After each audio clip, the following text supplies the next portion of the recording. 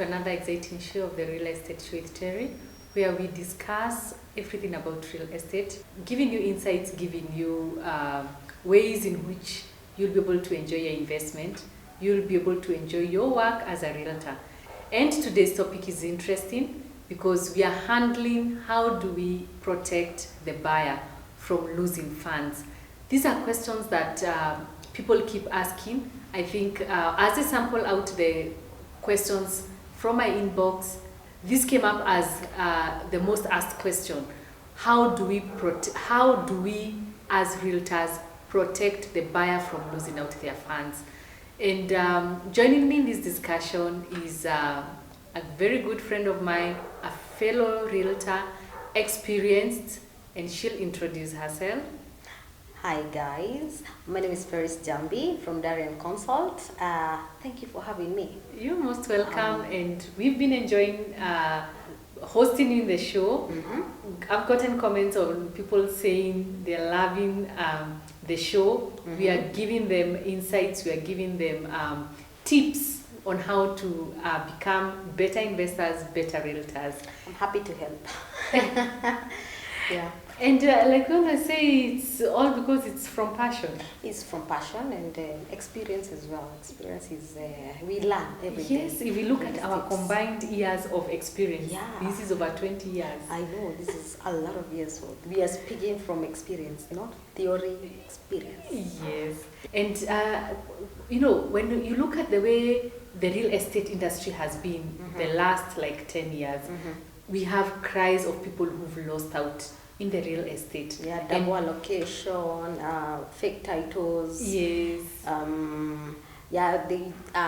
People will sell to other people, assumingly, I inherited a property. Yes. And we inherited a property as a family. Yes. So one person will sell the property and the others will oppose. Yeah, and that, especially the succession. Succession. It is one issue that I always say, even before I sell land, or even before I advertise any property. Yes. Land or a building. Yeah. Is the succession process complete? Complete.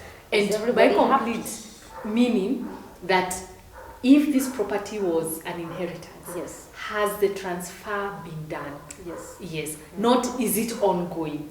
Is everybody okay with it? Is someone opposing? Is there a court case? Is there a lien against the property? Caveats and you don't want to be in a property and someone is saying, oh, we inherited this property from someone, so you can sell it, and then other people comes with pangas and say, no, we are not selling. And it is happening. It happens. I know of a certain property right now in Matu, where the inheritance was never complete, that succession process, and they sold out the property. So on selling out the property, now the new buyers or the new owners, the transfer process has not been done because one of the sisters came in and said she never got the money.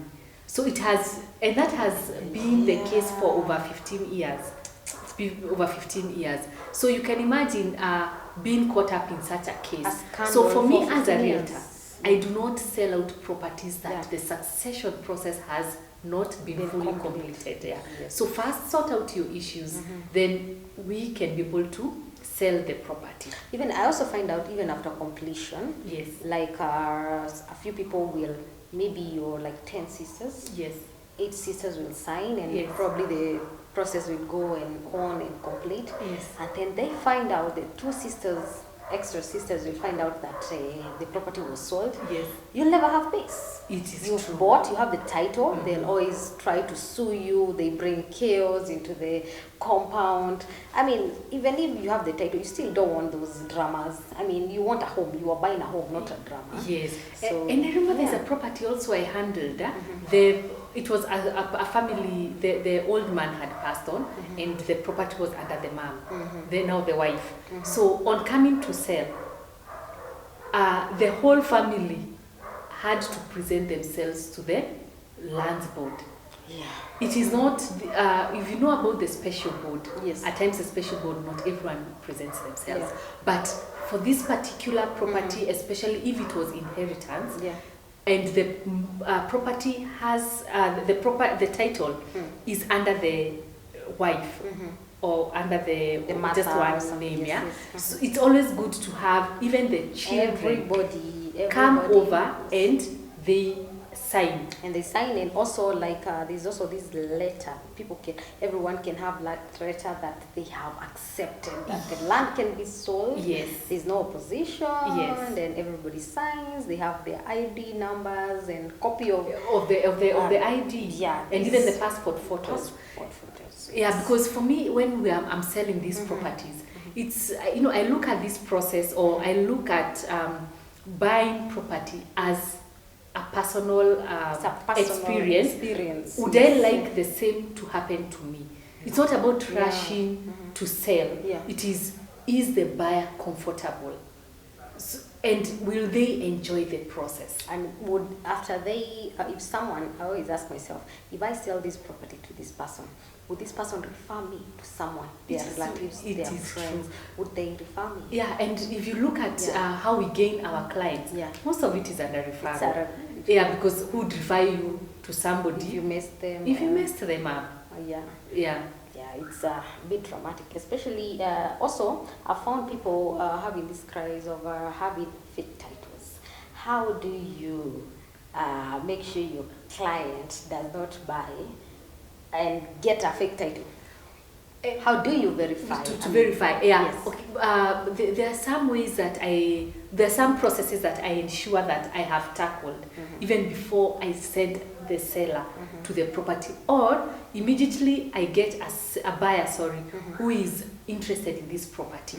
We can do the process together, and then I encourage the buyer to also do it independently.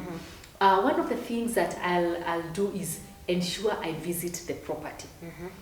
After I visit the property, I get the documentation. Yes. And during this time of visiting the property, I can come in more than 2 times. I'll come in just first to see the location when I'm with the purported either seller or agent, whoever is doing the introduction. And then after that, on my own, I'll come again. This gives me as the realtor independent view and time to be able to get this information from the neighbors.